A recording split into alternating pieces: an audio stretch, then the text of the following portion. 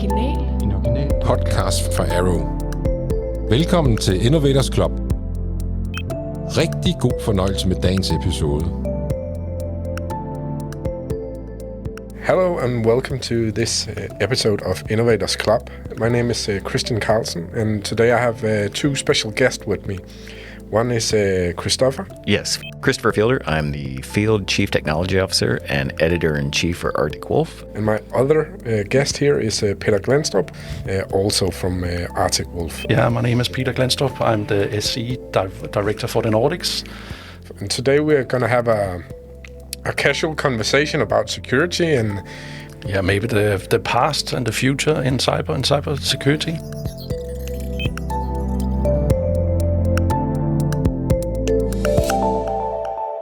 Okay, and Petter Glenstrup, I was told that you have some good stories. I never forget a fairly big Danish company I went and spoke to, and they were super proud. They had 47 people in the security department. Alone that is a pretty big customer, and they were like, and I talked to them, and we defined it, they are 99% secure. They had a best EDR product and firewalls, and everything was super awesome. And I said 99%, and I tried to poke into the 1% that was left. Oh, it's our ERP system that is running on this strange old OS.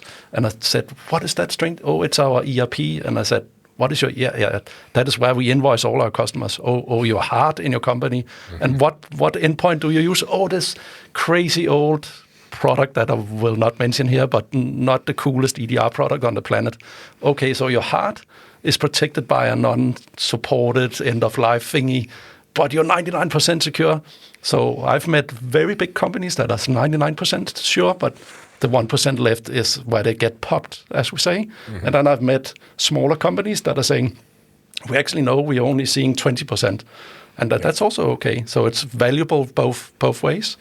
But that is super, super important for our customers to say, I want to see everything. It's 100%, and we need to be able to confront. I'm using a negative word here, but we need to confront our customer and give them that small hit in the belly and say, hey, I want to see that thing over there, that strange old whatever it is or new thing, because what if?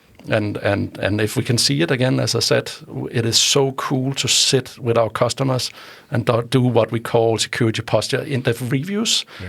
We love acronyms in security, so we, of course, did an acronym of this, calling it SPIDER. But this is where we go in and say to the customers, this plan we have together, what is that? Who owns the next thing, the action plan, the steps needed to comply to a framework or to comply to your own plan internally, whatever it is.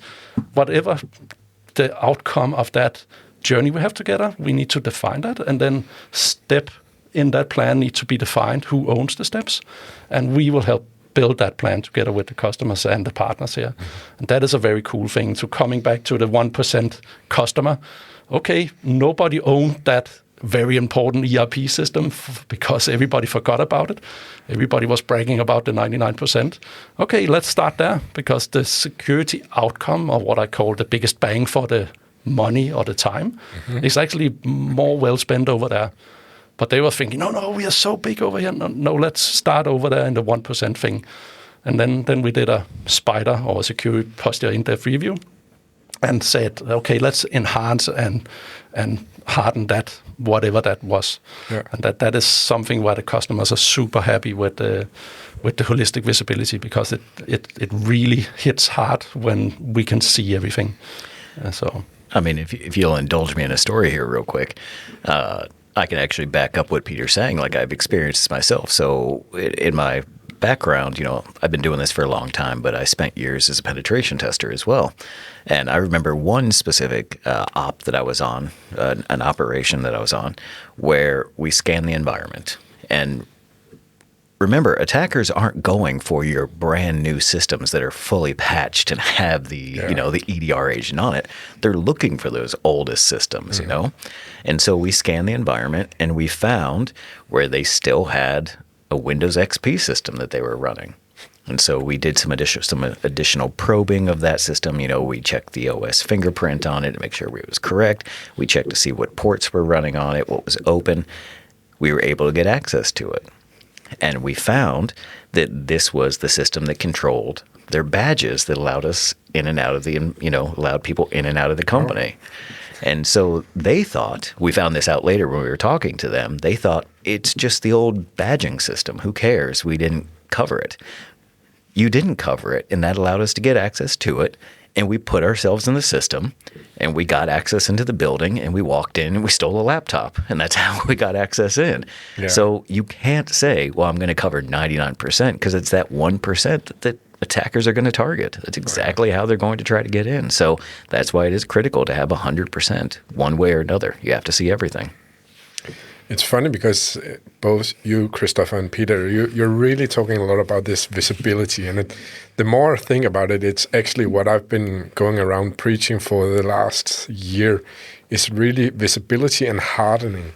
I mean, I work for Arrow. We sell products and services, but a lot of the time I'm talking to the customer and say, you don't need a new product. That's not the solution to your problem right now. You don't need the product. You don't need a service. You need to get visibility, and you need to harden the stuff that you have.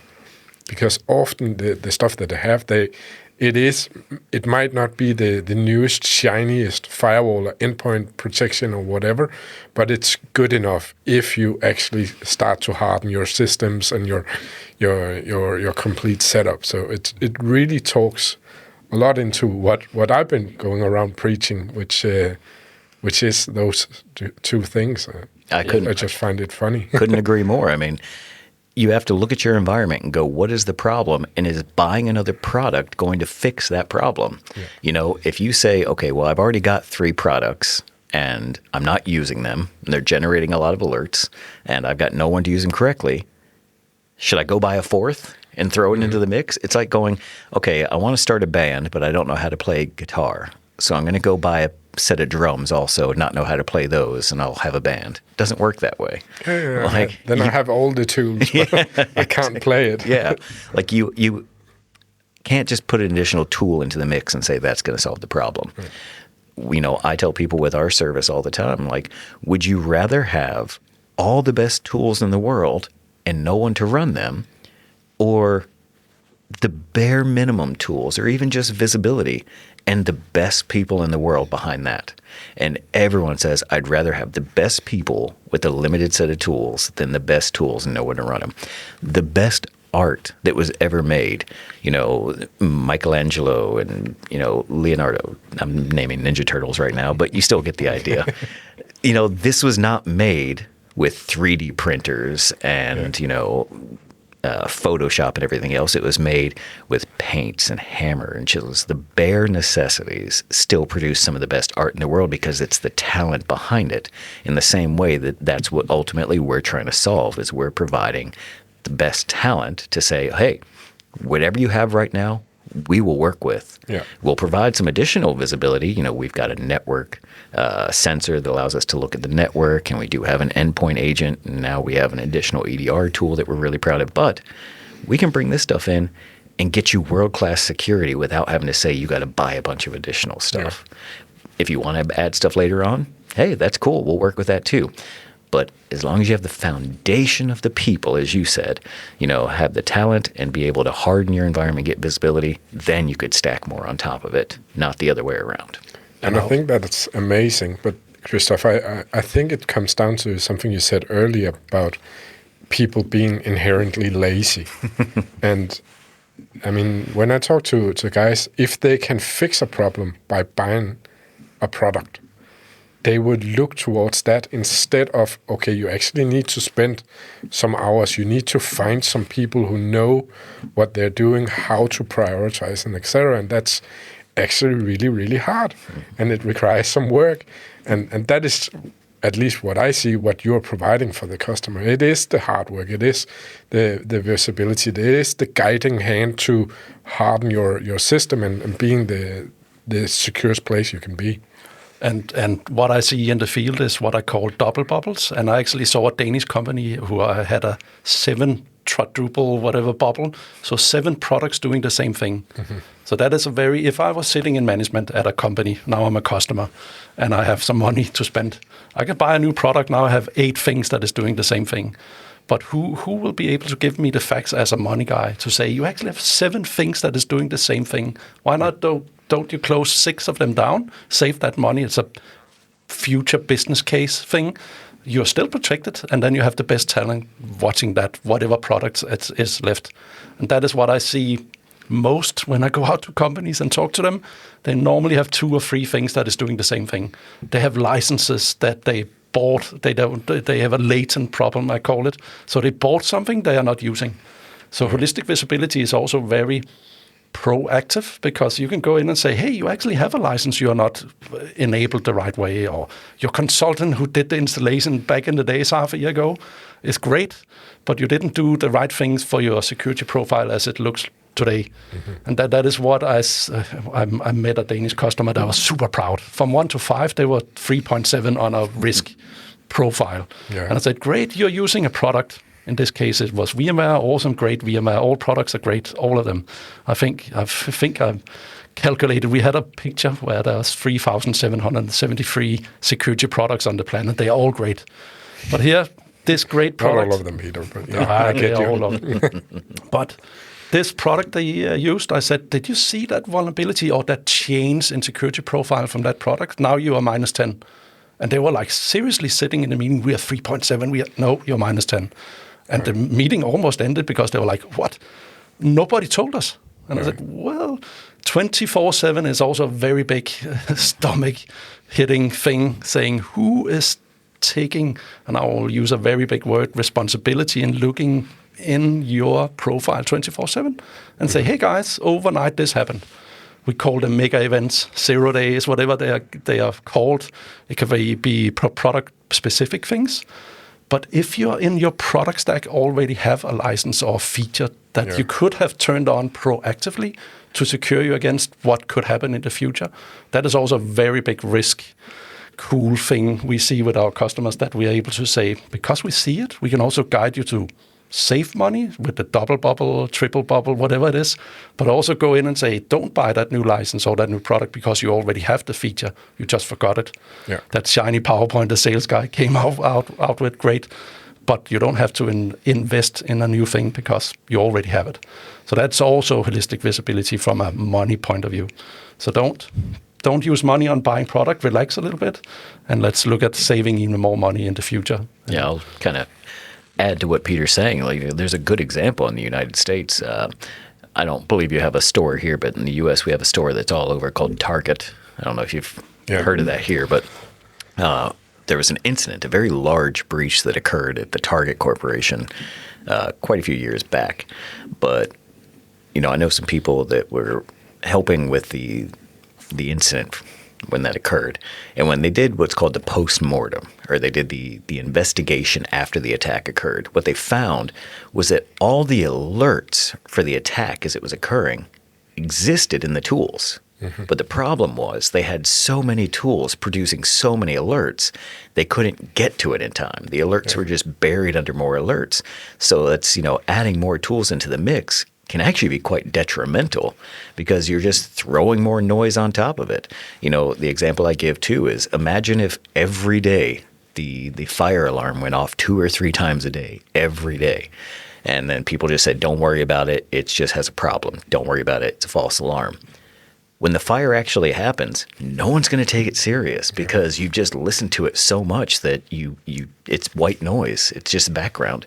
So maybe even scale back on some of the products a little bit. And I say that cautiously, right? I'm not telling everyone to go start uninstalling stuff, but take a good look at what you have and say, is this solving the problem? Is adding more going to do anything? Or do I really just need people and expertise and kind of help here with that? It is the boy called wolf kind of problem, right? Yes. But at least as I see it, I talk to some CISOs here in Denmark, and they know of this, and they are trying to consolidate some of their product stack into like some platforms, let's say. But where I meet the most resistance to this kind of thought is actually with some of the IT partners. They really want to sell products and service, and they see some revenue there. And I start talking to them about, but you also sell, let's say, consultancy. And if you start hardening systems, the stuff you already sold the partners, then you can also make a lot of money doing that. And when we start to have that conversation, I can see it in their eyes. They kind of change their thought of, okay, we need to sell our customers new products, new service all the time, and they need to renew all of it in order for us to keep the same revenue and grow our business. But yeah, okay, but of course you need to sell some products to your customer base and some services, but what if you actually become really good at helping with installing and if they had some guys like you who could actually tell them, oh, well, you need to go to this customer and also start patching these systems or changing these kind of settings in some configuration stuff, they could make a lot of money, I believe, doing this kind of work for the end customers. Yeah. I actually have some facts for you. So we have a very old partner in our world, more than 3 years old, Arctic Wolf partner. And they actually gave us some numbers here. It's 4 weeks ago. And they say every time they sell for $1 Arctic Wolf, they sell for $4 consultancy. Yeah. And that is a very good business case. When they did that slide with the boxes and pie charts and everything, I was very proud to see it. Great. We are doing great Arctic Wolf business. I love it. And they earn some money of it. But the $4 they earned on top of it, that box on top of all the pillars, that was what my hair is raising on my arm right now, because that is where I really love that our partners see great business case in this case for them. It makes sense. So and it actually doesn't surprise me. No. And from my point of view, if I was a partner, that's also where I get the relationship with my customers. That's loyalty. It's not me selling a product. Yeah, okay, I can sell you a product. I can recommend a product I'm really good at that can solve your problem, and then you can renew it at me. But if I don't have this relationship, if I'm not helping you, like tweaking this product and servicing it, etc., then I don't really. Then I'm not visible to you. Exactly. That builds loyalty or trust between the partner and the customer, with us in the middle. But I can give you even more numbers here. So one of the customers, they had 1,336 vulnerabilities. It's like, great, that's a lot. Where do we need to look? And this is where Arctic Wolf came in and said, hey, these 10 things are the biggest bang for the time or money, whatever the biggest bang was. These 10 things. And the customer said, no, I only have time to do 2. And then the 4x on top of the $1 is the last 8. Yeah. And there the customer, or the partner in this case, the consultant, customer-related customer, or named consultant they had towards the customer, said, I can do it easily. Here's a latent... This is latent work, and I'm factually giving you, like, this will take me this amount of hours. It's not a fluffy. No, it's very concrete work we can do together on a latent issue that you didn't know you had, and that will give you a better security profile immediately, very fast. And that is where, if I can talk about secret about it, it's cool, right? In a podcast about talking about secrets. We don't earn money about selling all the cool stuff that our partners do. They sell a lot of cool products, whatever they are. They do a lot of cool professional services like patching we have talked about, whatever they do of professional services. Yeah. We cannot do those 2 things. The partners are awesome. Arrow are great at it. So what is our incentive? What is our secret? If we do this proactively thing I talked about just now, then the customer will be happy because it's latent work they didn't know about. And we get a loyal, trustworthy relationship, partnership with both the reseller and the customer. And then everybody's happy. And then we earn more money on the customer. Yeah. So that is the secret about Arctic Wolf. What is our incentive here? I'll say this, I'm not a salesperson. And one of the things that actually drew me to Arctic Wolf, so I've been with the company for 5 years now, but it was our sales team was one of the things that actually drew me to the company, because our sales team, I love our sales team. I think they've got a lot of integrity, which is something that's really important. And when they told me the story about, what they were selling, and they're not just trying to sell another box that gets put into a rack and never looked at again, I thought that was really the way to go. And I've been in multiple potential customer deals. In other words, phone calls with customers will bring me into, they want to ask me questions about threats or whatever it may be. And the customer can't decide, do I need Arctic Wolf or do I want to buy another product? And I've been in multiple deals where they've actually said, you know what, they're leaning towards the product, what we call DIY, do it yourself. They want to try that. Where the Arctic Wolf sales team has actually said, here's my phone number, here's our card. If you're going to go with the product, we're not going to push you to do one or another. Your license is a year. Give us a call in 8 months, and we'll actually talk to you then.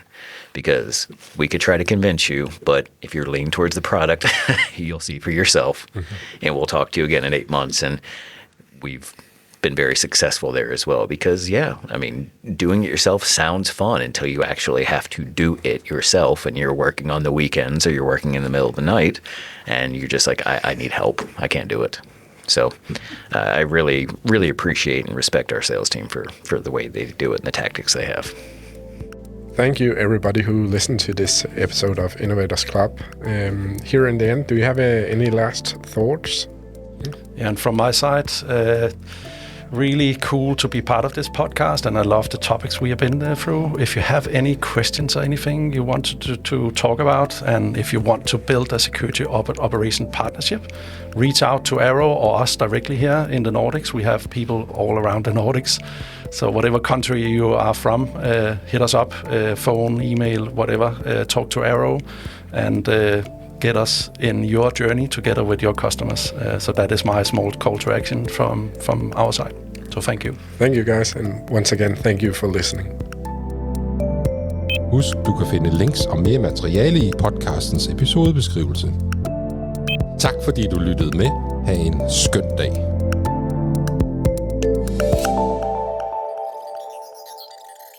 Har du ønsker til en podcast, vi endnu ikke har lavet?